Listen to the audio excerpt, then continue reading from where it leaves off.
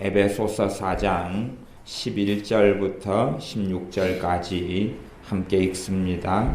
그가 혹은 사도로 혹은 선지자로 혹은 복음 전하는 자로 혹은 목사와 교사로 주셨으니 이는 성도를 온전케 하며 봉사의 일을 하게 하며 그리스도의 몸을 세우려 하심이라. 우리가 다 하나님의 아들의 믿는 것과 아는 일에 하나가 되어 온전한 사람을 이루어 그리스도의 장성한 분량이 충만한 데까지 이르리니 이는 우리가 이제부터 어린아이가 되지 아니하여 사람의 괴술과 간사한 유혹에 빠져 모든 교훈의 풍조에 밀려 요동치 않게 하려 함이라. 오직 사랑 안에서 참된 것을 하여 범사에 그에게까지 자랄지라.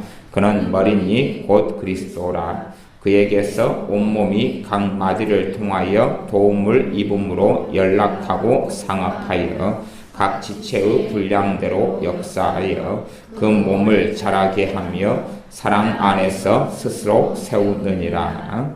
아멘. 우리가 자녀를 낳고 자녀를 키웁니다. 그런데 자녀에 대해서 우리가 어떤 목적의식을 가지지 않고 키운다면 아마 잘못 자녀를 키우기가 쉬울 것입니다.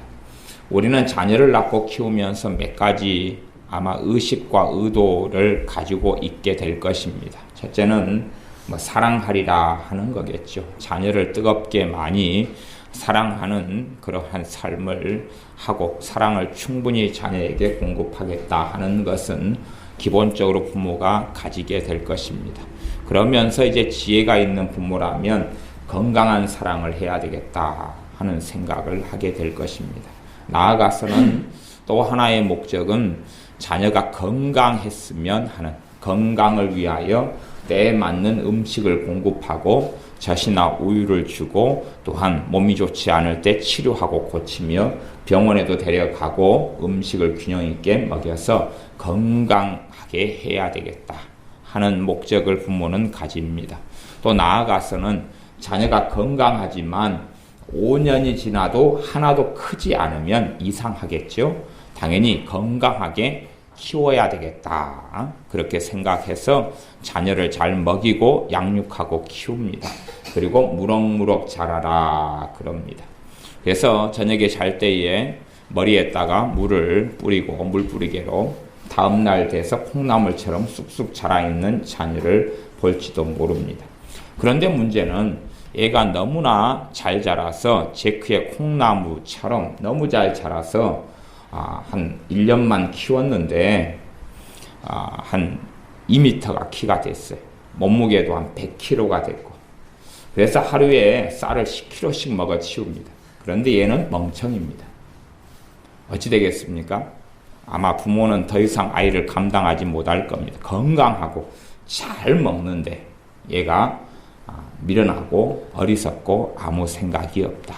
그러면 이상하죠. 그래서 자녀를 당연하게 인격적으로 키우려고 합니다. 말하자면 사람 구실을 하려고 자녀를 양육하죠. 그래서 아무 생각 없는 부모 같아도 사실은 그러한 공통적인 마음과 소원은 있습니다.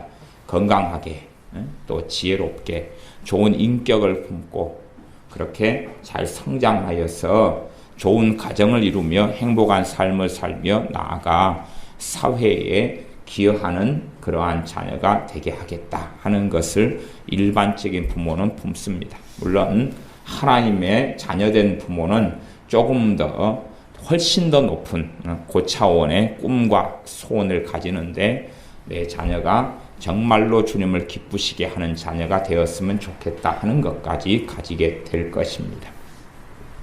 마찬가지입니다.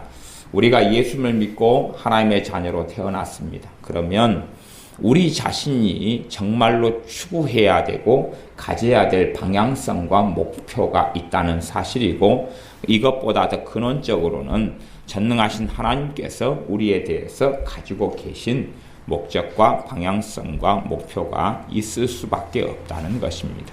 물론 우리 자신을 전능하신 하나님께서 기계나 로봇처럼 다루셔서 하나님의 어떤 붕어빵 기계에 집어넣고 찍어서 붕어빵으로 만들어내시는 것, 국화빵으로 만들어내시는 것은 결코 아닙니다. 우리가 우리 자녀를 우리가 원하는 대로 조종하고 만들어가지고 우리가 노란색 옷을 좋아하니까 자녀는 평생 노란색 옷만 입게 만들고 우리가 붕어빵을 좋아하니까 자식도 맨날 삼시세끼 붕어빵만 먹게 만들고 우리가 이 큰 이러한 운동화, 이상한 운동화 신는 이러한 버릇과 습관을 좋아하니까 자식에게도 발이 안 맞는 이상한 운동화만 신게 하는 그러한 붕어빵이나 그러한 이상한 아이로 키우기를 원하지 않는 것처럼 전능하신 하나님께서도 그렇게 하신다는 건 당연한 것입니다. 그래서 지난번 시간에 이어서 세 번째 이 거룩한 열망 세 번째 말씀을 나누려고 에베소서 본문 4장을 선택했습니다.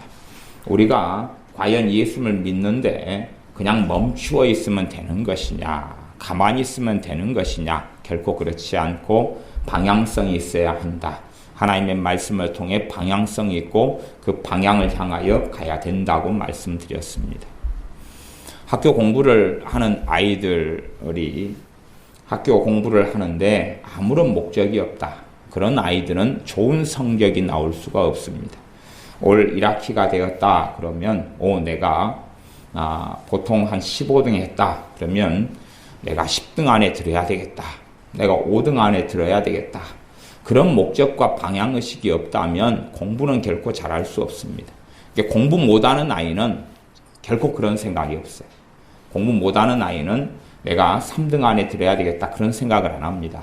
이제 그 목적과 방향의식이 없어요. 그게 있다면 과목마다 노력을 하게 돼요. 공부 못하는 아이는 그 생각이 없어요. 그러니 내 자녀들이 그 생각이 없다 그러면 얘는 공부하는 신용만 하고 있지 정말 공부하지 않는다는 걸 알 수가 있어요. 정말로 공부라는 걸 통해서 성적이 올라간다 그러면 공부를 통해서 내가 원하는 목적, 원하는 목표치가 있다 그 말이에요. 저는 공부를 못했을 때하고 잘했을 때, 물론 중간이 갔을 때 이러한 세 가지 것을 다 겪어보고 살았습니다.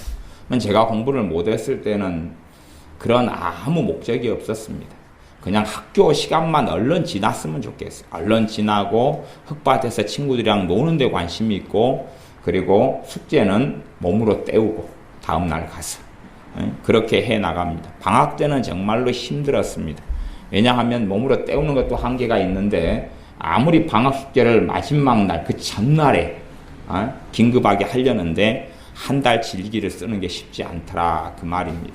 또 저는 또 나름 순진해가지고 한 달치 일기 가운데 날짜를 도대체 날씨를 어떻게 써야 되느냐, 과연 그날에 비가 왔느냐 안 왔느냐 그것을 알아맞히려고 애를 썼습니다. 선생님들은 그것도 안 보는데 제가 꽤 순진했다는 것을 알 수가 있습니다.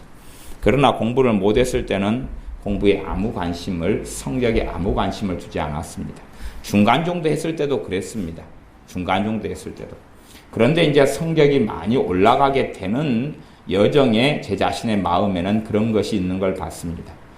몇 등 정도까지 해야 되겠다 하는 목적지가 있었습니다. 몇 등 정도까지 해야 되겠다. 결국은 이제 1등을 바라보게 됐습니다. 그래서 1등을 하기 위해서 1등이라는 목표가 제게 있으니까 그것을 가지고 그 전부터 그걸 하기 위해서 준비하기 위하여 최소한 시간을 한 달 이상의 시간을 가져야지만이 제가 그 목표점에 도달하게 된다는 걸 알았습니다. 시행착오를 통해서. 그래서 어떤 과제물을 하게 될 때도 이 과제물에서 친구들보다 동료들보다 더 높은 점수를 받기 위해서 어떻게 해야 되느냐. 더군다나 교사가 때론 대학교 교수님이 재량권으로 주는 점수가 얼마간 있는데 그것을 얻으려면 어떤 수를 써야 되느냐, 어떤 수고를 해야 되느냐, 다른 사람이 한 개를 할 때 내가 2개, 3개를 어떻게 해야 되느냐 하는 것이 깨달아지고 알아지기 시작했습니다. 그것은 제가 목표치를 가졌기 때문에 그렇습니다. 저야 이제 대학생활 때 같은 경우는 공부를 잘하는 그런 학생에 속했는데 저 개인적으로야 사실은 그 목표치를 가지는 이유 중에 하나는 제가 최고의 장학금을 받지 않으면, 전액 장학금 같은 최고의 장학금을 받지 않으면 대학을 다닐 수 없는 입장에 처해 있었기 때문에, 저는 마지막 자리에 코너에 몰려있는 사람이기 때문에 필연적으로 끊임없이 도전하고 부딪힐 수밖에 없는 입장이 있기도 했습니다. 물론 그 전에 학생 생활 때 살펴보면 목적이 있을 때에 성적이 많이 올라갔던 것을 봅니다. 목적이 없을 때는 그 부분에 있어서 집중력도 떨어지고 성격도 올라가지 않고 노력도 하지 않고 대강 때우는 제 자신의 모습을 발견했습니다. 마찬가지로 똑같은 상식적인 이야기와 지혜적인 이야기로 우리가 목적의식이 있고 방향성에 뚜렷할 때에 우리는 허송세월하지 않고 시간 낭비하지 않고 살게 되어집니다. 하나님께서 에베소서 4장을 통해서는 그 방향성과 목적성을 이야기합니다. 제가 오늘 말씀 속에서는 성경에 마리아와 마르다가 있다면, 마리아는 주님과의 관계에 있어서 힘을 썼고 주님 앞에 머물렀던 여자였고, 마르다는 주님을 위하여 많은 음식을 해서 섬기려는 여자였는데, 둘 다 좋은 일을 주님께 했는데, 그러나 주님께서는 주님과 함께 만나고 교제하며 주님을 아는 데 시간을 더 보냈던 마르다를 더 기뻐하셨습니다. 그런 부분에 있어서 제가 어떻게 하나님을 영화롭게 하는 하나님의 일을 할 것이냐 하는 부분은 마르다적인 측면은 반드시 필요한데, 그것은 오늘 말씀보다 더 뒤에 전하려고 그럽니다. 말하자면 너희가 때를 얻든지 못 얻든지 하나님의 말씀을 전파하라.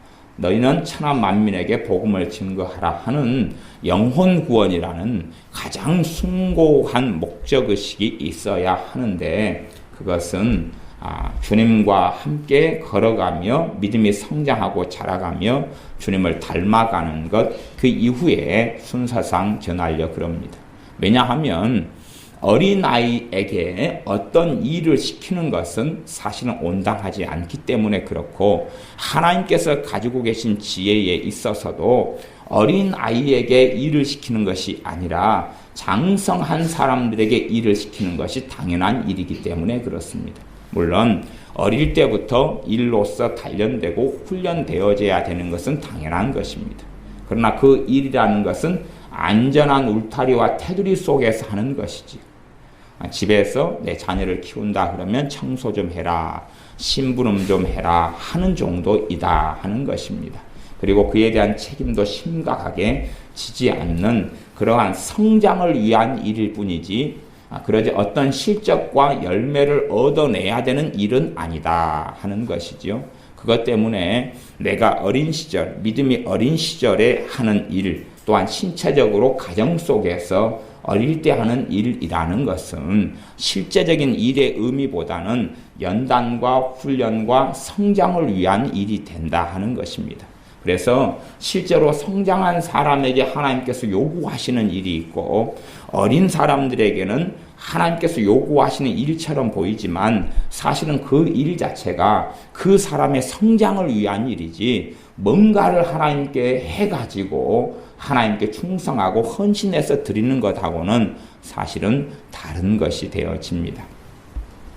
그런 의미에서 우리가 어떤 봉사, 어떤 헌신, 어떤 사명을 감당하는 것, 어떻게 하나님을 기쁘시게 하는 것, 그러한 일 가운데 본격적으로 우리의 사명과 직분과 부르심과 직임을 감당하는 일에 대해서는 더 나중에 말씀드리려고 한다는 것입니다. 성령님께서는 예수님을 간 믿는 사람들에게도 성령의 은사를 부어주십니다. 실제로 이제 믿는 사람이 병 고치는 은사를 받게 되는 경우도 많고, 또한 귀신을 쫓아내는 성령의 권능을 덧입게 되는 경우도 종종 있습니다. 그러나 그 사람들에게 일을 하라고 그러한 은사를 부어주시는 것이 아닙니다. 육적으로는 우리의 자녀가 태어났을 때부터 재능을 가지고 태어나지 않습니까? 영적인 은사는 전적으로 하나님께로부터 없던 것이 생겨나는 것이고, 육체적인 재능은 태어날 때부터 가지고 태어나는 것인데, 그 재능을 개발해 주는 것이지요. 우리의 자녀의 그림 재능, 글 쓰는 재능, 말하는 재능, 어학적인 재능, 아니면 기계적인 재능, 손재주 이런 것을 개발해주는 방향으로 부모가 자녀를 양육하는 것처럼 성령님의 은사도 새롭게 하나님의 자녀가 되었기 때문에 성령님께서 임하시면서 은사들을 주시는 경우가 있습니다. 그런데 그 은사는 일하라고 주시는 게 아니라 그 은사의 발현과 나타남을 통하여서 그 사람이 주님을 닮아가고 주님을 알아가며 기본적으로 훈련되어지도록 하는 것이지요. 말하자면 학교에서 아이들에게 그림을 그리게 합니다. 그림 재능을 가진 아이일수록 재능을 또 개발해주기 위해서 그림을 그리게 하지요. 그런데 아이들이 그리는 그림을 내다가 팔지는 않지 않습니까? 파는 게 아니지요. 파는 게 아니라 아이들의 재능을 향상시켜주는 것이다. 그 말이죠. 그런 의미에서 제 학교 생활할 때 제 은사 미술 선생님들은 다 실패하셨습니다. 제에게서 실패하셨는데 제가 오랜 세월을 미술을 배웠는데도 지금도 사람을 그리라 그러면 사람 머리는 동그라미요. 사람 손은 짝대기고 사람 발도 짝대기에 불과합니다. 왜 저를 그렇게 미술 선생님들께서 양육을 하셨는지 도무지 이해가 안 됩니다. 나무도 간단합니다. 동그라미가 나무 머리요, 풀잎이요, 그리고 짝대기 두 개를 함께 그으면 나무 몸뚱이 돼서 그 다음에 끝납니다. 거기에 좀 자세하게 그리려고 그러면 나무가 아니라 괴물이 튀어나오는 일들이 벌어집니다. 그래서 가장 단순하게 사람이 알아먹는 나무를 그리려고 그러면 동그라미 하나 그리고 짝대기 두 개 딱 그으면 끝나고 더 이상 일을 저지르면 무슨 그림이 될지는 알 수가 없습니다. 그림 재능이 없었던 것이지요. 아이 때에 그림을 그리게 하는 것은 그것을 통하여 무슨 일을 하는 것이 아니라 재능을 개발해 주는 것이. 마찬가지로 성령님의 은사들을 일찍 주시는 것은 그것을 통해서 일을 시키려는 것이 아니라 성장의 과정 속에 성령 하나님의 역사와 호흡을 맞춰야 된다는 이야기입니다. 성령 하나님께서 은사를 주시지만 그 은사는 실제적으로는 100% 완전히 나의 소유가 아니에요.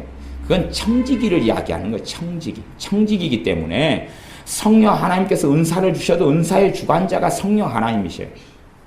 성령 하나님과 호흡을 맞추어서 그 은사를 사용하고 활용하지 않으면 은사의 오용과 남용이 되고 그리고 훨씬 더 어리석어지는 삶 속에 들어갑니다. 그러니 성령 하나님께서 은사를 주셔서 공적적으로 어떤 일을 하라는 게 아니라 그 여정 속에 성령 하나님의 인도하심을 받고 이끌리심을 받고 믿음을 사용하면서 적재적소의 그 은사에 대한 치유의 통로 아니면 기도의 통로 등이 되도록 이끌어 나가시는 과정이다 하는 것입니다.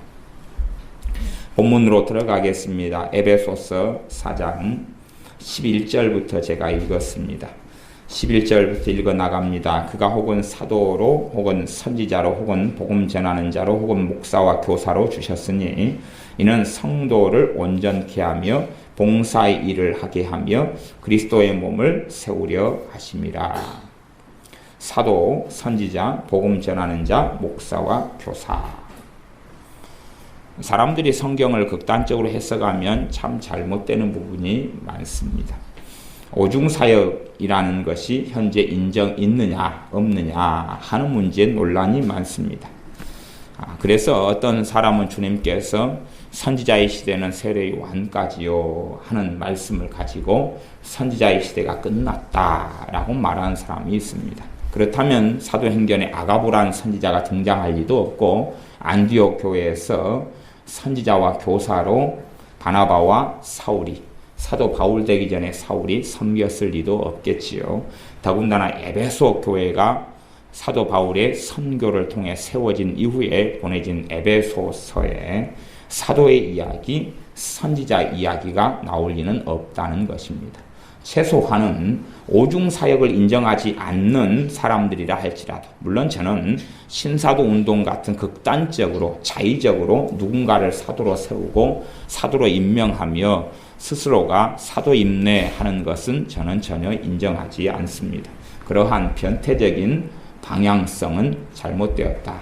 물론 신사도 운동의 모든 것이 잘못되었다는 것은 결코 아닙니다. 그러나 많은 부분들은 어리석고 잘못되는 부분들이 명백히 있고 많다 하는 것입니다. 그러나 그렇다 할지라도 성경에 나와 있는 이 오중사역이 현재 존재하느냐 존재하지 않느냐 그럴 때에 저는 존재할 수밖에 없다고 이야기합니다. 그러나 그 누군가가 스스로를 선지자라고 아무리 주장한다 할지라도 하나님께서 인정하셔야지만이 선지자가 되는 것이고, 심지어는 스스로를 아무리 목사라고 주장한다 할지라도, 그래서 신학교를 나와서 목사 안수를 받았다 할지라도 하나님께서 인정하시느냐 그렇지 않느냐는 전혀 다른 문제가 될 것입니다. 최소한은 세 가지 직분은 어느 교단 교파에서도 인정합니다. 그 세 가지는, 첫째는 복음 전하는 자, 전도자죠. 복음 전하는 자. 복음 전하는 자의 역할을 선교사님들 같은 분이 일정하게 수행하고 있는 것을 봅니다. 또한 모든 사람이 복음 전하는 자가 되어져야 함은 당연합니다만은, 그러나 실제적으로 복음 전하는 자로 세우심 받은 사람들이 있습니다. 지금이야 이제 정신이 좀 이상하게 되신 면이 있는 분이 계신데, 빌리 그레엄 목사님 같은 분입니다. 그러나 젊었을 때나 그럴 때는 정말로 놀라운 복음 전도자로 살았던 것을 경험하고 봅니다. 그러나 지금은 정신이 좀 헷가다 가셔서 주님을 몰라도, 예수님을 몰라도 구원받는다 하는 이상한 이야기를 하시니, 이제는 그러한 정말로 뜨거웠던 성령 충만했던 주의 종도 얼마든지 실족하고 넘어질 수 있다는 것을 우리는 보면서 두렵고 떨리며 겸비하게 주님 앞에 서 있을 수밖에 없는 것을 봅니다. 복음 전하는 자로 하나님께서 세우신다. 나아가서 목사와 교사로 주셨다. 하나님이 주셨다 그러지 스스로 되었다 그렇게 말하지 않습니다. 그러니 지금 시대에서는 사실 하나님께서 콜링하고 불러가지고 하나님께서 그의 몸된 교회에 복음 전하는 자와 목사와 교사를 주셔야 되는데, 그렇지 않고 하나님께 부르심 받기보다는 스스로 그 길을 걸어가는 사람들도 많고, 심지어는 어떤 사람들, 어떤 주의 종들을 만나보면 누군가에게 목사가 되라는 애언을 받았다. 그렇기 때문에 나는 신학교를 하고 신학교를 나와서 목사가 됐다 하는 이야기도 많이 듣습니다. 그러나 그것은 끔찍한 참상을 가져올 수밖에 없을 겁니다. 정말로 어떤 사람이 하나님의 종의 자리에 서려면 하나님께 부름받아야 됩니다. 하나님께서 나를 불렀느냐, 하나님께서 나를 불렀느냐로 확인해야 됩니다. 그리고 불러주셔야만 되는 것이지, 내가 사업이 막히고 직장도 못 얻고 그러니 갈 수 있는 곳이 신학교밖에 없구나, 길이 다 막혔으니까 그것이 바로 하나님께서 나를 부르는 증거다라고 생각한다면 그 사람은 저는 확실하게 변태라라고 인정할 수밖에 없겠습니다. 하나님께서 부르셔야 되는 것입니다. 하나님이 불러야 되는 것, 정확하게 하나님께서 나를 콜링하고 불러야 됩니다. 그런 사람만이 걸어가는 길이 하나님의 길이고 주의 종된 길입니다. 그러면 이런 복음 전하는 자나 목사와 교사를 세우시고 교회에 주시는데 그 목적이 무엇이냐 하는 것입니다. 그 목적이 무엇이냐? 12절, 이는 성도를 온전케 하는 것이다. 성도를, 예수를 믿는 사람들을 성도라 그러는데, 하나님의 자녀를 성도라 그러는데 온전케 하는 것이다 그럽니다. 온전케 하는 것이다. 온전케 한다는 의미는 참 많은 의미를 가지고 있습니다. 어린아이가 온전케 되는 것은 여러 가지 부분에서 필요하죠. 어린아이가 병들었다 그러면 건강하게 되는 것을 온전케 되는 것이다. 어린아이 상태에서 성장하고 자라서 어른이 되는 것, 그게 온전케 되는 것이다. 대신에 머리에 든 것이 없다 그러면 든 것이 있어야 되죠. 지혜로워야 되고 성숙해야 됩니다. 또한 나아가서 성격이 개차반이다 그러면 안 개차반이 돼야 되는 것이죠. 미성숙했다, 비인격적이다 그러면 인격적이 돼야 되고 인격적인 성숙을 가져와야 됩니다. 이 전반적인 것을 온전케 하는 것이라고 이야기합니다. 잘못된 삶이 있는 것을 바로 잡아줘서 바르게 이제는 하나님이 원하시는 인간, 하나님이 원하시는 사람이 되는 것, 그것이 온전케 되는 것입니다. 그러한 여정은 많은 인내와 인고와 사랑과 희생과 헌신과 기도와 수고가 필요합니다. 온전케 되는 것은 하루아침에 안 된다는 이야기죠. 자주 넘어지고 자빠지고 쓰러집니다. 많은 사람들은 하루아침에 거룩해지기를 원하고 하루아침에 내가 변화되기를 원하고 하루아침에 성화되기를 원합니다. 우리가 우리 자녀하고 참 사이가 좋을 때는 너무나 어떤 날은 잘 통하지 않습니까? 야, 너무 잘 통한다. 그러다 다음 날엔 삐딱선 한번 타버리면 환장하지 않습니까? 야, 말이 안 통하고 깝깝하고 그 전날에 너무나 사이가 좋았다가 그 다음 날 되면 엉망이 되지 않습니까? 다시 주님과의 관계로 이야기하면 너무 기쁨이 충만하고 은혜스러웠다. 너무 주님과 관계가 좋다. 그런다고 다 된 건 당연히 아니지요. 내일이나 모레 되면 삐딱선을 타버릴 거는 것이 우리의 모습이고 내가 죄가 들어오고 어리석어지는 것이 우리의 모습이기 때문에 우리가 성장하고 자라는 데는 오랜 인내의 여정이 필요하다는 사실입니다. 우리가 우리의 자녀를 키우는데 하루에 주사 한 방씩 해서 열흘을 특수 주사를 놨더니 아이가 온전케 되어져 버렸다. 그래서 열흘 뒤에는 돈 벌러 갔다가 하루에 500만 원씩 벌어 오더라. 분명히 제가 장담하건대 그놈 도둑놈입니다. 나무 집 담 넘고 있는 것입니다. 그리고 3일 뒤에 잡혀갈 겁니다. 그건 아니지요. 그래서 내 자녀가 어리고 그래서 온전케 되어지는 성장해서 어른이 되고 어른이 몸만 됐을 뿐만 아니라 마음도 정신도 책임성도 그런 모든 부분이 어른이 되려면 많은 인내의 과정이 필요한데 그것 때문에 하나님께서 주의 종들을 세우셨다 그럽니다. 그럼 최소한 주의 종이 가지고 있는 것은 성도들을 온전케 하는 일에 있어서 부르심 받았다. 최소한 사도, 선지자, 복음 전하는 자, 목사, 교사가 다 그렇다는 것입니다. 다 그렇다. 다시 말하면 하나님께서 우리에게 원하시는 방향성이 있다. 그것은 무엇이냐 하면 우리가 온전케 되는 것이다 하는 것입니다. 우리가 온전케 되는 것이다. 우리가 우리 자녀에 대해서 끊임없이 인내하고 권면하며 때론 책망하며 사랑하며 훈계하며 강한 사랑을 하고 부드러운 사랑을 하며 하는 많은 여정을 왜 하느냐 하면 우리 자녀를 온전케 하려고 그러는 것입니다. 마찬가지로 우리가 온전케 되는 여정과 과정 속에서도 오랜 시간과 오랜 인내와 오랜 희생과 오랜 기다림과 많은 연단과 많은 고난과 많은 인내의 세월이 필요할 수밖에 없습니다. 그러니 우리 자신에 대해서 용납해주고 참아주는 것은 필연적으로 온전케 되는 과정에서 꼭 필요할 것입니다. 내 쓰러짐, 내 허물, 때로는 기도가 안 되어서 1년 동안 헤맬 수도 있고 때로는 주님에 대해 주님의 말씀에 대해 아무런 사모함이 없어 한 3년을 머물러 있을 수 있다 하는 이야기입니다. 그러나 그럼에도 불구하고 또 다시금 한 걸음 나아갈 수 있고 그 여정은 단시간에 끝나지 않습니다. 심지어는 마라톤보다도 100배, 1000배가 더, 10,000배가 더 긴 여정이 됩니다. 마라톤이야 잘 달리는 사람이 그날 당일날 다 달려버리지 않습니까? 42.195km. 42.195km. 물론 저야 시합하면 택시 타고 가버리랍니다.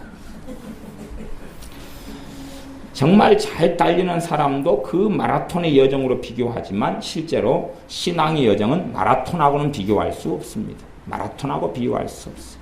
태평양 건너가는 것도 12시간 비행기 타면 갑니다. 그냥. 그런 여정이 아닙니다. 배 타고 가는 것도 몇십 일이면 가버립니다.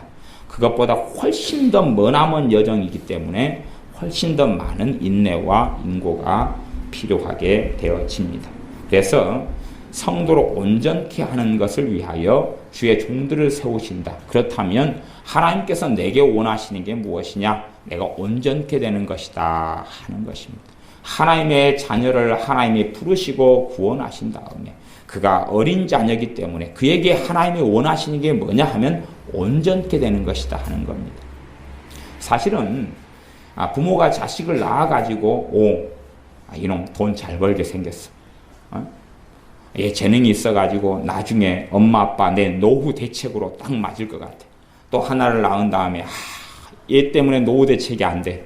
얘는 버려버리고 또 새롭게 빨리 낳아가지고 얘 재능도 있게 생겼고 얼굴도 잘생겼고 또 한 애를 낳았는데 얼굴이 안 돼요. 야, 노후 대책이 아니라 수술비가 더 많이 들어가겠다. 견적이 많이 나와. 야, 곤란해. 그렇게 하지는 않지요. 노후 대책을 위해서 자녀를 놓지는 않습니다. 자녀를 사랑하고 오히려 그 부모가 뼈골을 뽑아서라도 자녀를 돌보고 세워서 자녀를 온전케 하려고 하는 것입니다. 마찬가지로 하나님께서 무엇인가가 다 필요해서 그런 게 아니라 오히려 하나님께서 사랑을 쏟아부어 주시는 게 그 자녀들에게 주시는 여정입니다. 자녀들이 무슨 일을 하고 하나님을 영화롭게 하기를 원하시는 것은 그것의 1000배, 10,000배, 10,000배 이상을 하나님의 나라에서 갚아주시려고 하시는 것입니다. 그게 하나님의 공의이기 때문에 그게 아니고서는 상급으로 갚아주실 수 없기 때문에 그래서 한 문화를 가져오면 한 문화에 대하여 한 문화가 얼마 몇십만 원 안 되는 돈인데 그것을 넘어서서 한 고을의 권세를 차지하라 하고 주실 정도로 그 광대한 하나님의 은혜와 하나님의 복을 장차 주시려고 뭔가를 일하고 움직이기를 사실은 원하시는 것이 많지 않습니까? 어린 자녀를 심부름을 시키면 야 가서 피자 사와라. 피자 사왔어. 누가 먹죠? 지그들이 먹죠? 그 다음에 또 피자 사왔다고 또 고생했다고 또 용돈 주죠. 안 그렇습니까? 저도 하는 모양새가 그렇고 다른 분들도 그러시더만요. 애들한테 야 가서 누군가에게 물론 딴 애들은 다 손가락만 빨고 앉아있고 누군가에게 가서 아이스크림 사와라. 그리고 돈 주면 아이스크림 사오면 니는 수고했으니까 아이스크림 사먹고 사가지고 오고 또 뭐 하나 더 먹고 오고 아이스크림 사가지고 오면 또 그 아이스크림 중에 하나는 지 입으로 들어가고 그러지 않아요. 사실은 그것 이상을 하나님께서는 하나님의 자녀들에게 베풀기를 원하시는 것이지 하나님께서 뭔가가 부족해서 사람들에게 하시는 게 아니라 친히 우리 주님께서는 자신의 목숨을 우리를 위하여 내어주신 이가 되시며 자신의 몸을 화목제물로 내어주시며 자신의 피를 쏟으신 분이 우리 주님이시기 때문에 우리가 온전케 되는 것이 하나님의 목적이고 부르심이며 뜻이며 우리를 온전케 하기 원하시는데 그것은 우리를 위해서 그런 것입니다. 하나님을 위해서가 아니라 우리를 위해서 우리가 온전케 되기를 원하시는 것입니다. 그 온전케 되는 것은 우리의 가정의 자녀들을 비유로 해서 제가 설명드렸습니다. 우리가 정말 신앙 인격을 가진 사람, 우리가 예수님을 닮은 사람, 우리가 지혜를 가진 사람, 분별력을 가진 사람, 하나님의 말씀의 진리로 충만한 사람, 그리고 이 변화된 사람, 달라진 사람, 어린아이를 벗어나서 장성한 믿음의 사람이 되는 것, 이것을 포함합니다. 성도를 이는 온전케 하며 봉사의 일을 하며 뭔가를 사실은 시키는 것이 뭔가를 하는 것이 봉사의 일이 됩니다마는 그것은 우리에게 1000배, 10,000배, 10,000배로 갚아주시려는 것이고 나아가서 우리가 자녀를 키웠는데 자녀가 20살이 됐어요. 아니 30살이 됐어요. 아무것도 할 줄 몰라요. 그러면 그 자녀는 행복할까요? 행복하지 않을까요? 정상적인 어른의 나이가 되면 자신의 무슨 기능을 해야지만이 자신이 뭔가를 사회에서 기여하고 할 수 있을 만한 능력과 재능을 가져야지만이 그 사람은 행복한 삶을 삽니다. 그건 그런 이야기입니다. 그런 이야기. 봉사의 일을 하게 하려 하신다는 것이 그런 뜻입니다. 내가 뭔가를 할 수 있어야지 됩니다. 어디에서요? 하나님의 나라에서. 그러지 아무것도 못하는 사람으로 남아버린다. 내가 우리 자녀를 키워서 밥만 잘 먹이고 돼지고기 삼겹살만 잘 구워주고 그렇게 했는데 얘는 한글도 못하고 글자도 못 쓰고 한문도 못하고 영어도 못하고 수학도 못하고 요리도 못하고 아무것도 못한다. 아무것도 못한다. 그리고 오직 잘하는 것은 먹기밖에 잘하는 게 없다. 그러면 먹기 기네스 대회로 보내는 수밖에 없습니다. 물론 그러려면 차비가 굉장히 많이 듭니다. 그런다 해서 승리한다는 보장은 없죠. 더 돼지들이 많거든요. 아무것도 할 줄 모르는 자녀로 키운다면 그 자녀의 인생과 삶은 결코 행복이 없고 기쁨도 없고 감사가 없습니다. 하나님께서는 하나님의 자녀를 그렇게 양육하기를 원치 않습니다. 그래서 봉사의 일을 하게 하시려고 양육하시는 것입니다. 하나님의 나라에 기여하고 사람들의 인생과 삶에 기여하며 하나님을 기쁘시게 할 수 있는 어떤 기능과 역할과 부르심과 직분과 사명을 감당하게 하시려고 부르셔서 그 성장의 과정을 걷게 하시는 것입니다. 그래서 제가 은사의 이야기도 앞에서 잠깐 말씀을 언급했습니다. 봉사일을 하게 하며 그리스도의 몸을 세우려 하심이라. 그리스도의 몸을 세우려 하심이라. 그리스도의 몸을 다른 말로 교회라 그럽니다. 교회에는 크게 신학적으로 두 가지 교회를 이야기할 수 있습니다. 하나는 한 사람, 예수를 믿는 한 사람이 교회이고, 또 하나는 예수를 믿는 사람들의 공동체를 교회라 그럽니다. 이 두 가지 교회를 이야기할 수 있는데, 여기에서 그리스도의 몸으로 나왔다는 것은 예수를 믿는 사람들의 공동체인 교회를 이야기합니다. 한 사람의 교회가 아니라 그리스도의 몸. 그래서 한 사람의 교회는 여기에서는 무엇이라고 표현하냐 그러면 지체라고 표현합니다. 지체. 각 지체라고 표현하고, 한 이 몸 안에 있는 손이 있고 발이 있고, 그럴 때 한 손, 한 발, 한 손가락, 한 입, 코, 이것이 지체가 되고, 이건 예수 믿는 한 사람. 그리고 이 것들이 다 상호작용하고 서로 돕고 섬겨가지고 이 몸 자체가 성장하고 자라는 것, 그것을 위해서 하나님께서는 주의 종들을 세우셨으며 그것을 원하신다는 것입니다. 다시 말하면 하나님께서 교회를 세우시는 것은 한 사람의 성장이 아니라 전체적인 성장을 원하신다는 것입니다.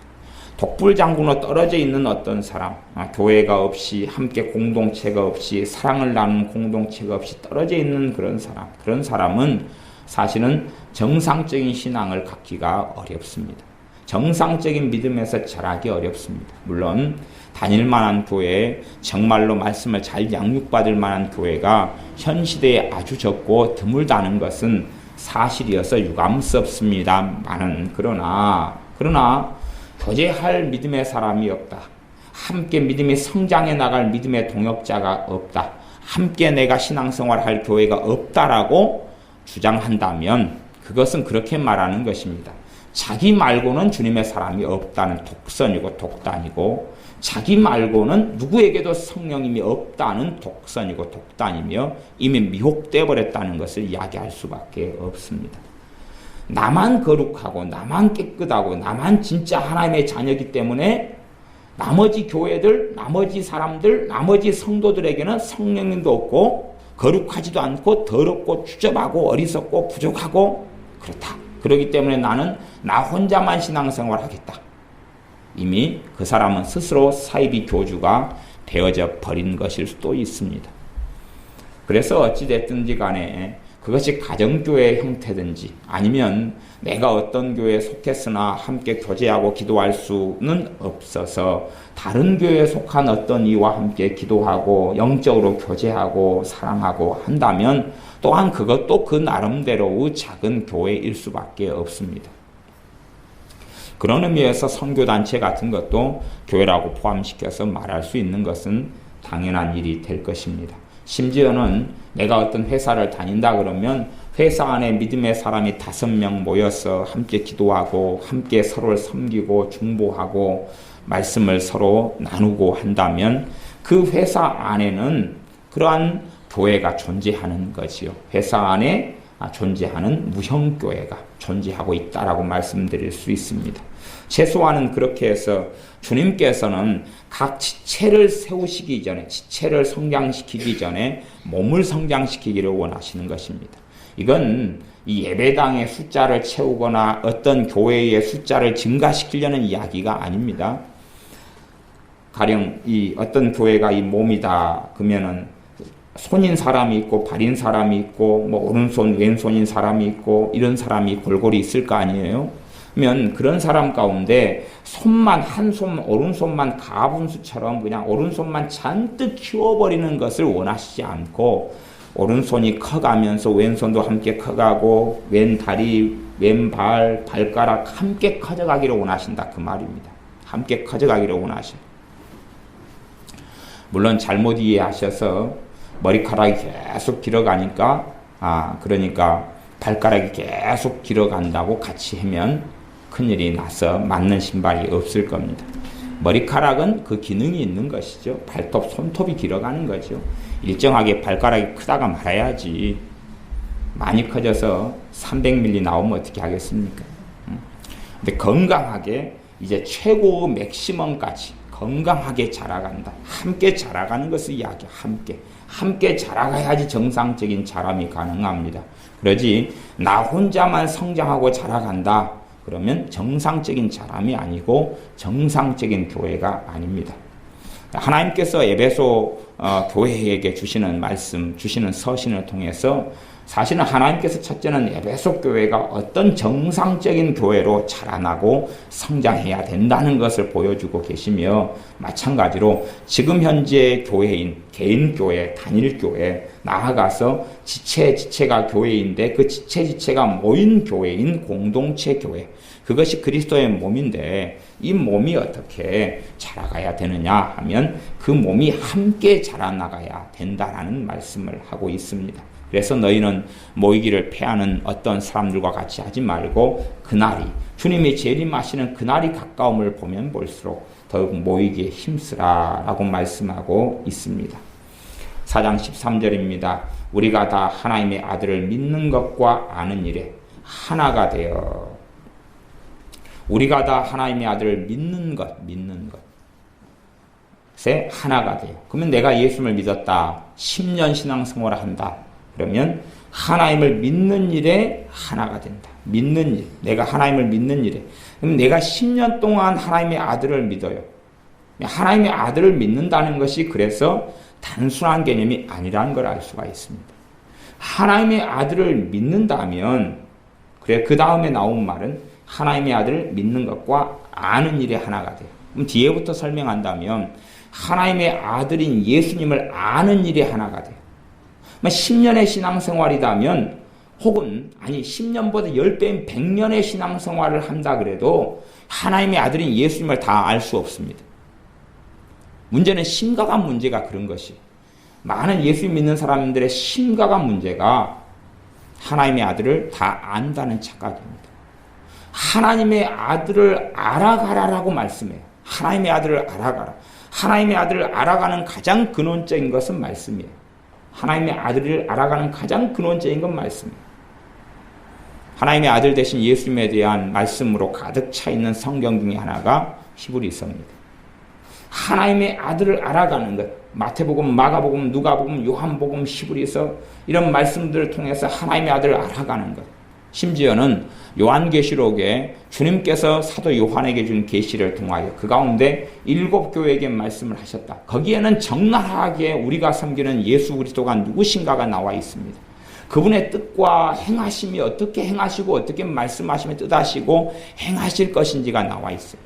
내가 섬기는 예수님이 누군지 정확한 모습 중에 하나가 요한계시록에 나와 있는, 거기에 7교회에게 말씀하시는 주님을 볼 때에 주님을 더 깊이 알 수가 있죠. 사람들은 예수님에 대해서 어떤 환상을 가집니다. 자기 스스로 이미지를 가집니다. 자기 스스로 주장을 해나갑니다. 예수님에 대해서 만화를 그리는 것들을 보면 자기 스스로 예수님의 이미지를 형상화해서 만듭니다. 자기가 가진 예수님, 자기가 믿고 싶은 예수님, 자기가 생각하는 예수님. 그래서 예수님에 대해서는 사람들은 별로 관심을 갖지 않습니다. 예수님이 이 땅에 2000년 전에 오셨다, 죽으셨다, 부활하셨다, 다시 오신다, 믿으면 구원받는다, 끝. 나 예수님 알아. 예수님 인간으로 이 땅에 오셨을 때 직업이 뭐였느냐, 목 쑤셨다, 끝. 나 예수님 알아. 예수님 어디에서 태어나셨냐, 말구유에서 태어나셨다, 예수님 알아, 끝. 사실은 그것 말고 예수님을 믿는 사람들이 믿음의 오랜 여정을 거치면서 주님을 제대로 알아가는 사람들이 별로 없습니다. 제대로 없어. 주님이 하신 말씀을 통해 주님을 알아가야 되는데 별로 그렇지 않아요. 주님을 알아가는 것은 우리가 평생 알아가도 다 알 수 없고, 심지어 내가 천국에서 10,000년을 산다 해도 주님을 다 모릅니다. 그럼 주님을 다 안다 그 말은 무슨 뜻이 돼버리냐 그러면요, 주님을 다 안다 그러면, 자 봐보세요. 여러분이 강아지 한 마리를 키워요. 강아지하고 20년을 살아요. 강아지가 여러분을 좀 압니까 모릅니까? 알지요. 조금은 알죠. 조금은 알죠. 최소한 자기 주인이라는 것. 그죠? 또 자기가 꼬리를 살랑살랑하고 가면 주인이 너무 좋아가지고 쓰다듬어줘 끌어안아 준다는 것. 뭐 이런 패턴을 좀 알 수 있겠죠. 또 주인이 자기 똥 싸라고 어디다 신문지 깔아놨는지 뭐 이 정도까지도 알 수 있다 그런 말이에요. 그러나 주인을 다 알려면 강아지가 최소한 주인 정도 수준이 돼야 돼요. 이해되십니까? 강아지가 그 주인을 다 알려면 그 주인 정도의 지능, 지식, 지혜 그런 존재가 돼야 돼요. 사실은 그래도 다 알지는 못해요.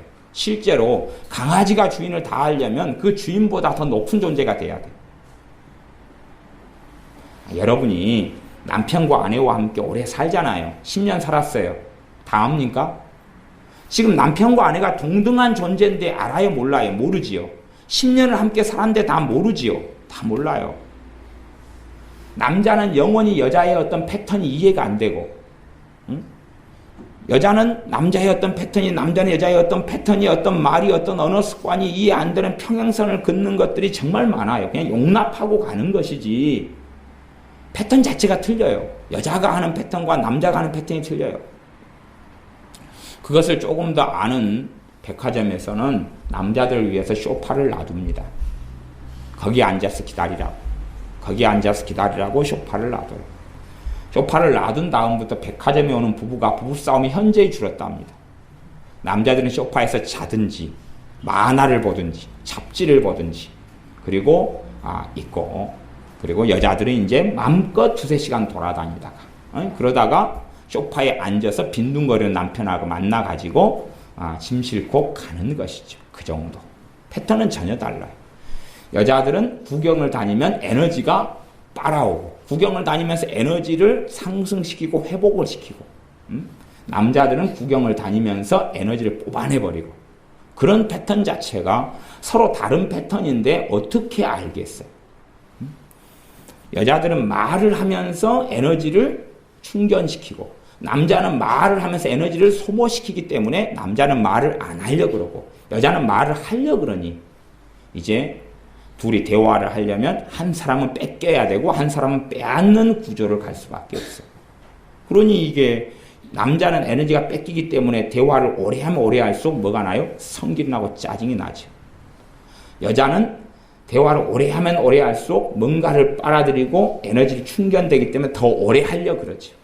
그래서 여자가 대화를 남편과 1시간 하면서 남편은 쓰러져 버리고 여자는 충만해지죠. 그것을 3일 겪다 보면 남자 주먹이 나가는 수도 있습니다. 이제 팬내가 내 에너지를 다 뽑아가지고 가져가서 자기는 재밌게 살고 나는 탈진 상태로 만들어. 그러니 남편의 에너지를 대화를 통해서 충전을 하더라도 손가락을 전기 콘센트에 넣고 충전을 하셔야지 남편 콧구멍에 넣고 충전을 하다 보면 콧구멍에서 뭐가 튀어나오는 수가 있습니다. 적당하게 조절을 하셔야 된다는 사실입니다. 그러니 사실은 이런 서로 다른 존재가 이 부분이 있어 조화되지 않으면 평행선을 걸어갈 수밖에 없는 부분들이 생겨나요. 그런데 우리가 주님을 다 안다. 그러면 최소한은 주님하고 동격인 존재가 돼야 되고, 나아가서 주님을 다 알려면 주님보다 더 우월한 존재가 돼야 돼. 더 높은 존재가 돼야 돼. 그러니 내가 주님을 다 알았다고 생각하는 사람은 그 사람 완전히 마귀에게 사로잡힌 사람이거나 정신병자예요. 둘 중에 하나입니다. 정신병자거나 그런 사람은 정상 참작을 할 수 있어요. 그래서 남는 약들을 먹이고 그리고 마우스 된 마우스로 우리 집 개를 갖다가 호흡을 시켜주고 그렇게 해서 정신을 차리게는 해줄 수 있다 그런 말이에요. 그러나 어떤 사람이 주님을 알아가는 것은 천년, 만년, 백만 년의 과정이 흘러가도 그건 불가능한 것입니다. 왜냐하면 그분은 전능하신 하나님이시며 하나님의 아들이시기 때문에 그렇고, 우리하고 존재 차이가 우리가 키우는 강아지하고 우리 차이보다 억만 배 이상 더 거리가 멀기 때문에 그렇습니다.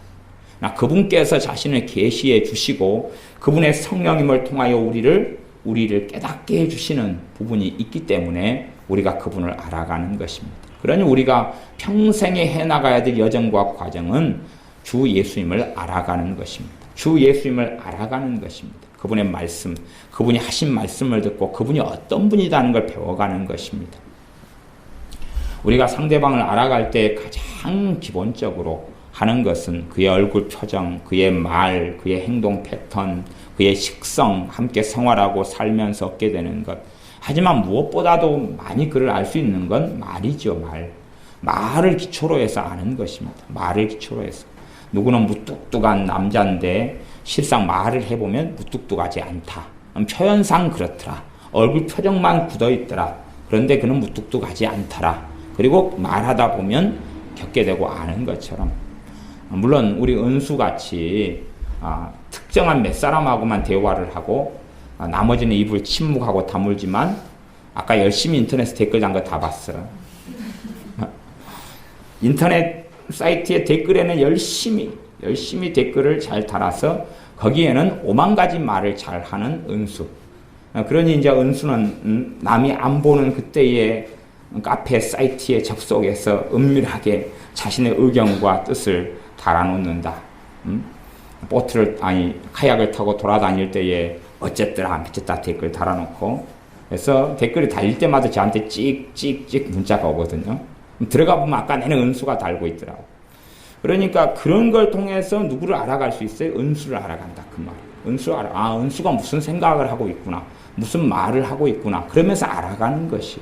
주님을 알아가는 것은 계속되는 여정입니다. 여정인데 주님을 알아가려고 마음 먹지 않는 사람들은 주님을 알지 못하게 됩니다. 주님을 알지 못한다는 것은 그의 믿음은 성장하지 않고 자라지 못하고 정체된 상태에서 멈출 수밖에 없다는 것입니다. 주님을 그분의 말씀을 통해 알아가야 됩니다. 주님의 말씀을 통해 주님을 알아가야 됩니다. 주님을 알아가는 것, 그것에 하나가 돼야 된다. 그것에 하나가 돼야 된다. 하나님의 아들 믿는 것에 하나가 돼야 된다. 믿는 것이라는 것을 다른 말로 몇 가지로 바꿔볼 수 있습니다. 그 중에 하나는 신뢰하는 것, 의지하는 것. 신뢰하고 의지하기 때문에 맡기는 것. 그러한 많은 것들이 믿는 것 안에 포함된 것입니다. 내가 인생을 살아나가면서 하나님의 아들께 무엇을 맡기고 무엇을 신뢰하고 그분의 그분을 내가 알면 알수록 그분에게는 나를 어떻게 의탁하고 의지할 수 있을 것인지, 또한 그분을 믿기 때문에 그분의 이름의 권세와 권능이 어떻게 나타나게 될 것인지 하니, 하나님의 아들을 믿는 것 안에 포함되어 있는 것은 아주 많습니다. 하나님의 아들 너희가 내 이름으로 아무것도 아직까지는 구하지 아니하였으니 이제는 구하라 내가 시행하리라. 하나님의 아들을 믿기 때문에 그분의 말씀을 믿죠. 그분의 말씀을 믿기 때문에 우리가 그분의 말씀대로 행하고 그분의 말씀대로 믿고 신뢰하여서 하나님의 권능이 나타나고 임하기도 합니다. 하나님의 아들을 믿는 것, 하나님의 아들을 아는 것은 하나가 되었습니다. 하나가 되라는 이야기는 다 그 목적, 다 그 방향성, 다 그 추구, 그걸로 하나가 되어서 달려가야 한다는 이야기입니다. 달려가야 한다. 4인 1조로 해서 400개 줄을 한다고 가정해보면 400개 줄을 100m씩 달려야 되겠죠. 100m씩 바통을 가지고 달리는데 여기 땅 그리고 이제 쫙 출발했어요. 100m를 한 명이 뛰었어요. 현민이가 100m를 가지고 막 뛰다가 바통을 갖다가 이제 은혜한테 줬어요. 또 은혜가 바통을 가지고 갑자기 화장실로 확 뛰어가 버리는 거예요. 왜 그리 가냐 그랬더니 아까 많이 먹었어요. 그래서 선수들이 기다리죠. 야, 바통 가지고 나와. 너가 100m를 뛰어야 되는데 왜 그리 가? 그러면 그것은 하나가 되지 않았다 그 말이죠. 하나가 되었으면 그 바통을 가지고 그 100m 코스를 돌아야 돼요. 승부를 봐야 되니까. 근데 바통을 들자마자 화장실로 휑 달려갔다가 부르니까 다시 나왔어요. 나와가지고 배고프다고 확 교회로 가서 라면 끓여 먹고 있어요. 그러면 하나가 되지 않았다 그 말이에요. 그 바통을 가지고 400개 줄을 하면 그 방향성, 그 목적을 향하여서 하나가 돼서 함께 걸어가야 된다는 것입니다. 그러니 우리는 사실은 하나님의 아들을 믿는 것, 아는 것을 추구하는 사람들과 함께 하나가 되어져야 됩니다. 세상의 욕망이나 혹은 부귀영화를 원하는 사람들이 아니라 하나님의 아들을 믿는 것과 아는 것에 하나인 사람들과 함께 동행하고 함께 교제하고 함께 기도하면서 함께 팀워크를 가지고 함께 공동체를 이루고 그 공동체가 사실은 참된 교회를 이야기하는 것입니다. 우리가 교회로 모이지만 예수를 믿는다고 하는 모인 사람들의 전부 다가 하나님의 아들을 믿는 것과 아는 것에 하나가 되어서 달려가는 것은 아닙니다. 그 가운데 어떤 이들은 안 그렇고 어떤 이들은 그렇게 됩니다. 그러니 하나님의 아들을 믿는 것과 아는 것에 하나 된 사람들의 팀워크를 이루어 달려가야 되고 또한 그렇게 되지 않는 사람들은 그곳에 콜링하고 그곳으로 불러야 한다는 것입니다. 그것이 우리 안에 있어서 하나님의 아들을 믿는 것, 하나님의 아들을 아는 것, 그것이 우리가 달려가야 될 목적지고 목표지입니다. 제가 서두에 공부를 좀 하고 성적이 오를 아이들은 알 수가 있다 그랬습니다. 뭐요? 내가 지난번에 15등 했는데 이제 14등 해야 되겠다. 그러면 그 아이는 아니죠? 생각이 잘못됐죠? 15등이 14등 되는 건 요행수로도 돼요. 요행수로도. 나 15등이 10등 해야 되겠다. 그러면 그 아이는 뭔가를 갖추고 있는 거예요, 지금. 10등 하기 위해서 스스로 마음을 먹었어요.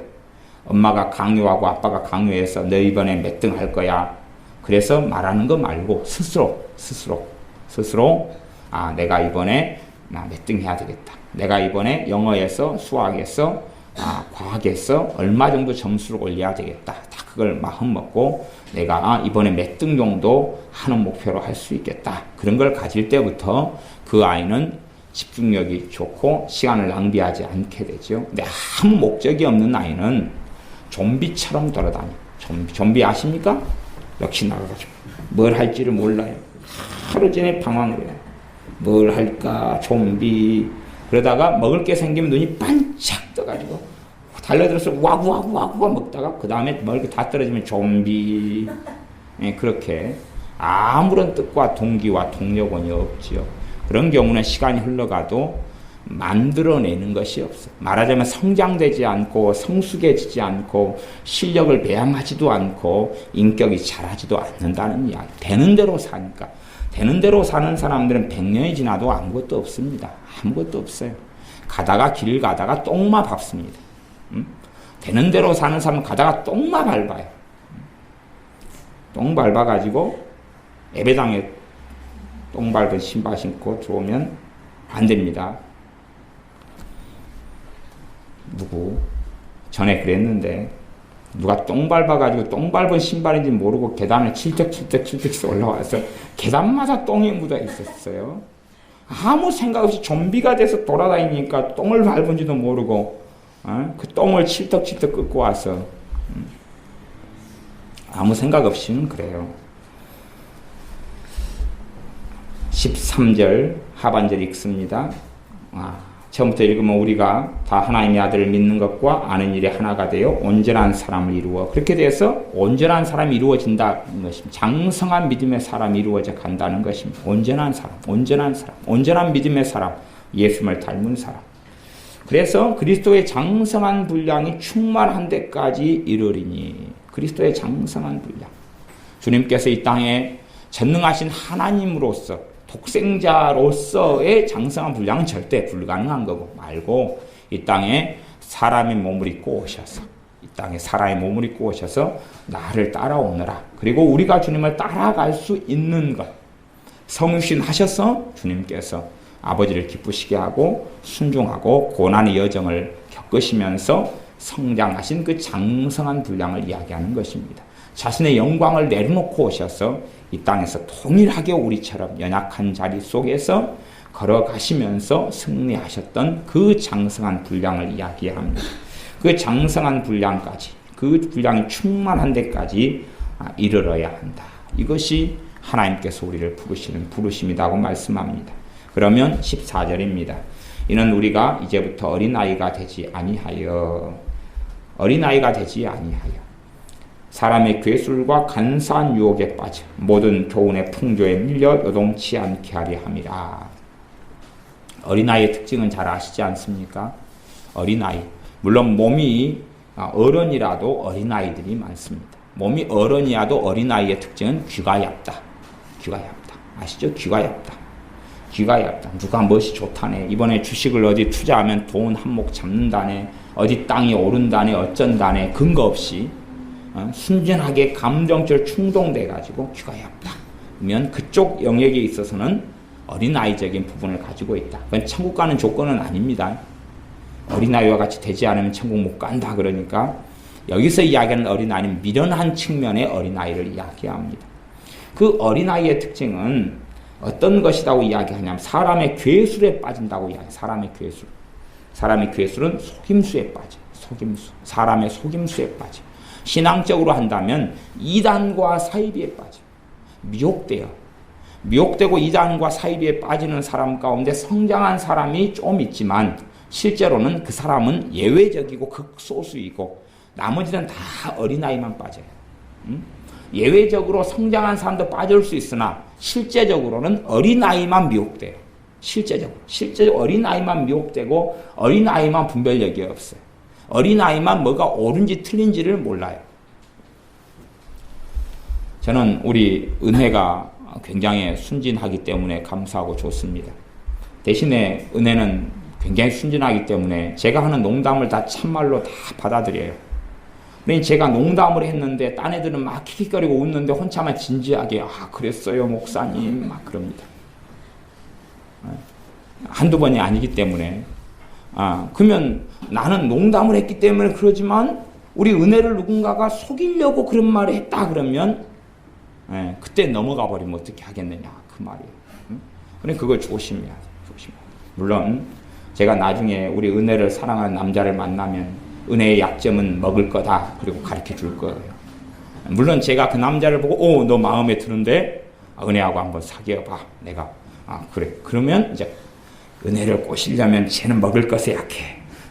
떡볶이 좋아하고 치즈 얹어진 거 좋아하고 치킨 좋아하고 다 좋아해. 먹을 것만 사주면 따라간다. 그리고 가르쳐 주긴 해야 될 것 같아요. 그래서 어린아이의 특성은 사람의 괴율에 빠져요. 간사한 유혹에 빠져요. 그런 다음에 모든 교훈의 풍조에 밀려 요동친다는 것입니다. 교훈의 풍조에. 하나님의 말씀이 있지만 말씀의 극단성 속에 빠져요. 한 가지를 붙잡고 나머지를 다 버리고 한 가지를 깨닫고 나머지를 버려서 조화를 이루지 못하는 균형적이지 못하는 극단성에 빠지죠.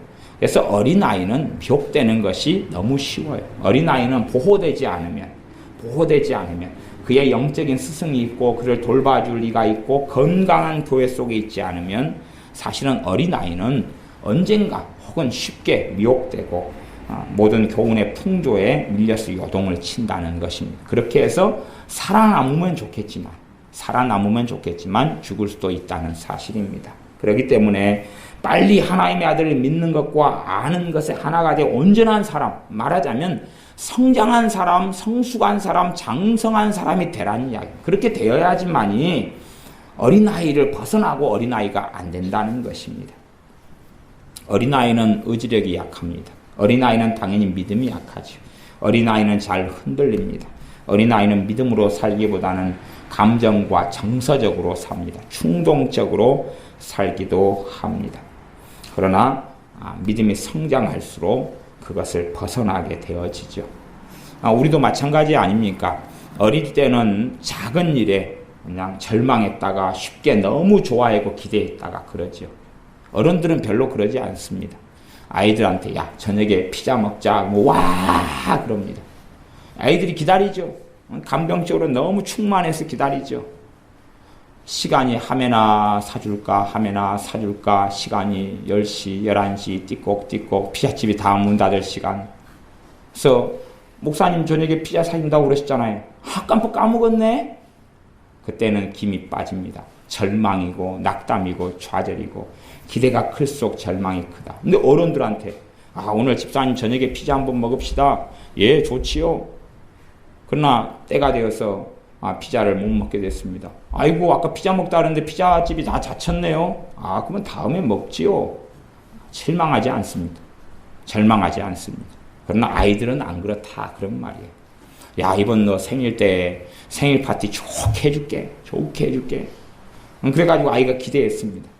그래서 애가 생일 파티 초청장을 써가지고 다 보냈습니다. 20명한테. 그래서 이제 다음 날이 생일날입니다. 엄마한테 엄마 내일 몇 시까지 친구들 오라 그러면 되겠어요. 초청장은 다 발부했는데요. 엄마가 내일 바쁘다. 내일 못해. 그때부터 아이는 절망 속에 들어갑니다. 나의 자존심은 어떻게 하고요. 내가 다 초청장 발부했는데요. 어쩐데요. 졌던데요. 난리가 나죠.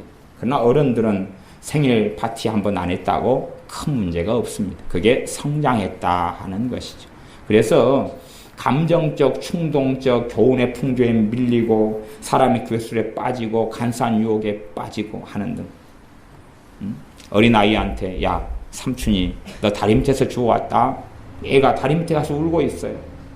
다리 밑에 나를 버린 엄마 아빠 나타나세요. 그리고 그러나 어른한테 누가 당신 다리 밑에서 주워왔어요. 그러면 어른은 거기에 흔들립니까? 안 흔들립니까? 안 흔들려요. 내가 구원받았느냐 그렇지 않느냐 항상 불확실성 속에 사는 사람. 내가 하나님의 자녀인가 그렇지 않은가 불확실성 속에 사는 사람. 대부분은 어린아이입니다. 성장한 사람, 장성한 사람은 그렇지 않습니다. 그러니까 어린아이니까 그때는 흔들기가 좋아요. 전에 은혜가 믿었니? 누가 그 집안에서 삼촌이 다리 밑에서 주웠다고 누구한테 그랬잖아. 갖고 몰라? 기억력이 좀 나는 기억나는데 이게 다 삼촌이나 작은아버지나 큰아빠가 놀리려고 다 한 번씩 써먹는 수법이잖아요. 그치요? 뭐 어린아이는 그때부터 너 다리 밑에서 주워왔어 듣는 순간 혼자 마음앓이를 해요. 속앓이를 해요. 먼저 속앓이를 해요. 그래가지고 이제 평안하게 살다가 저녁에 이제 밥을 너무 많이 먹었어요. 그때 엄마가 한 소리예요. 이 돼지같이. 그랬더니 그때부터 서러워서 울어요. 왜? 속에 내가 데리고 온 자식이기 때문에 밥 많이 먹는다고 구박하는구나. 아니 그 전에 그 말을 엄마가 했을 때에 아무 신경을 안 썼어요. 한 귀로 듣고 흘렸어요. 밥맛이 너무 좋으니까. 그런데 그 말이 들어온 다음에는 밥 먹는다고 구박할 때에 내가 자식이 아니니까 그렇다. 그리고 방황이 시작되죠. 마찬가지로 내가 하나님의 자녀인가 그렇지 않는가. 내게 성령이 역사하셔서 하나님의 자녀인 것을 증거하시나니 그런 말씀 다 사라지고 없어지고 방황을 해요. 왜냐하면 교훈의 풍조에 밀리고 사람의 괴술에 빠지고 간사한 유혹, 그럴듯한 성경 해석, 그럴듯한 가르침, 그럴듯한 말들에 많이 넘어간 사람들도 많거든요. 물론 하나님의 자녀가 실제로 아니어서 구도자의 과정에 있어서 하나님의 자녀가 길까 아닐까 고민하는 것하고는 다릅니다.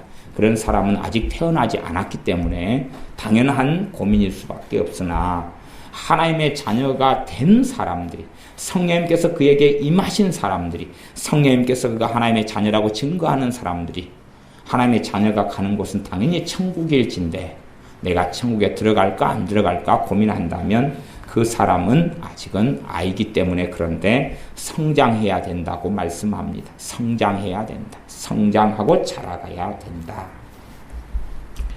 15절, 16절 말씀 읽고 마무리하겠습니다. 오직 사랑 안에서 참된 것을 하여 범사에 그에게까지 자랄지라. 범사에는 모든 부분과 영역에서 삶 속에서 모든 일들에서 우리 주님에게까지 자라가라.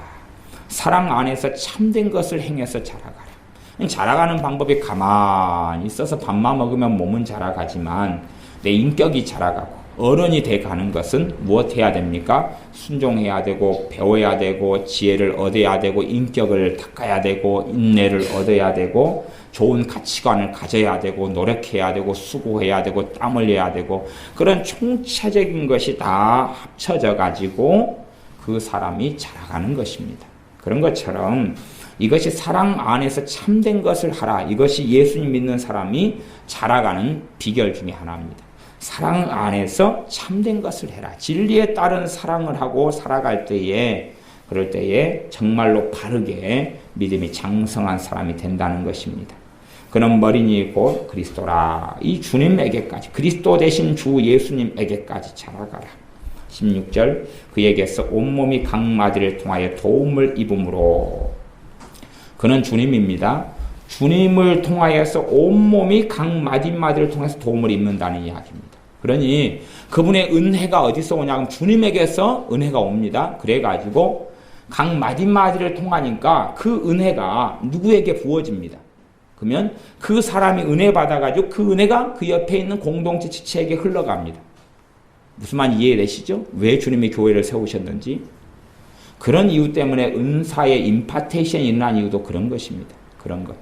주님께서 누군가에게 예를 들어 기도의 은혜와 은사를 줍니다. 그러면 그 사람은 기도의 은혜와 은사, 말하자면 중보기도의 은혜와 은사를 받았으면 자기 주변에 있는 사람들 위해서 필연적으로 기도할 수밖에 없지 않습니까? 그렇죠?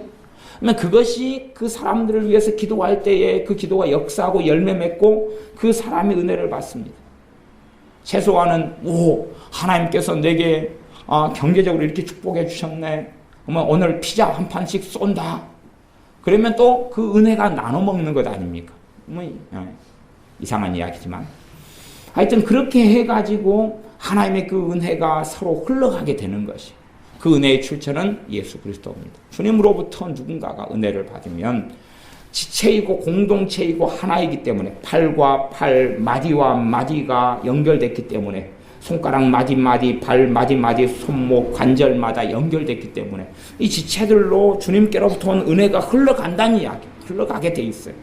그러니 그 은혜가 주님께로부터 온 은혜를 받은 지체가 많으면 많을수록 많이 흘러가는 거예요. 많이 흘러가요. 그럼 더 빨리 성장하고. 그렇기 때문에 주님 안에서 사시는 교회가 하나 됐느냐 그렇지 않느냐가 정말로 중요한 문제이기도 합니다. 그렇게 주님에게서 온몸이 각 마디를 통해 도움을 받아요. 도움은 은혜가 임하고 은혜가 흘러가는 것을 이야기합니다. 물론 주님의 은혜가 안 오면 우리 임은혜라도 흘러가게 만들어야지.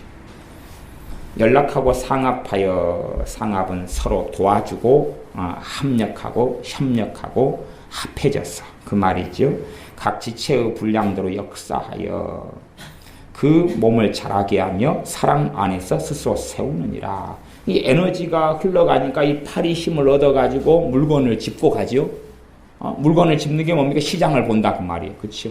시장을 봐가지고 다시 또 이 손으로 음식을 하고 이 코가 냄새를 맡은 다음에 타지지 않게 하고 맛있게 해야지, 혀로 간을 본 다음에 해가지고 다시 또 먹여가지고 또 몸에 또 에너지가 흘러가고 영양분이 차고, 이러한 선순환 속에 들어갑니다.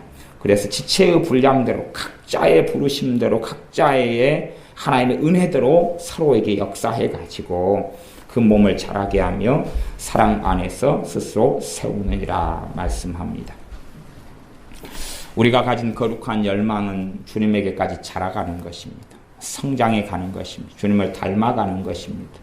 그러한 목적, 그러한 방향성을 가져야 됩니다. 내 인생에서 무엇을 이룰 것인가? 내 인생에서 무엇을 이룰 것인가? 주님에게까지 자라가는 것. 그러기 위해서 우리 주 예수님을 아는, 주님을 믿는 것과 아는 일에 하나가 되는 것. 주님을 믿는 것에 전력 투구하고 주님을 아는 것에 전력 투구해서 자라가는 것. 그러면서 나만이 자랄 것이 아니라 함께 내게 있는 하나님의 은혜가 서로에게, 가족에게, 형제에게, 신앙의 공동체에게 흘러가도록 해서 함께 자라가는 것. 그것이 하나님의 부르심입니다. 기도하겠습니다. 우리가 자라나지 못하는 사람, 자라나지 않는 어린아이가 되어져 온갖 교훈의 풍조에 요동치고 사람의 괴율과 간사한 유혹에 빠지는 사람들이 되지 아니하고 정말로 믿음이 자라나고 온전히 주님을 닮아가는 장성한 자리에까지 끊임없이 성장하고 자라는 믿음의 공동체 또한 믿음의 사람, 성도들이 되게 하여 주시옵소서. 예수님의 이름으로 기도하옵나이다. 아멘.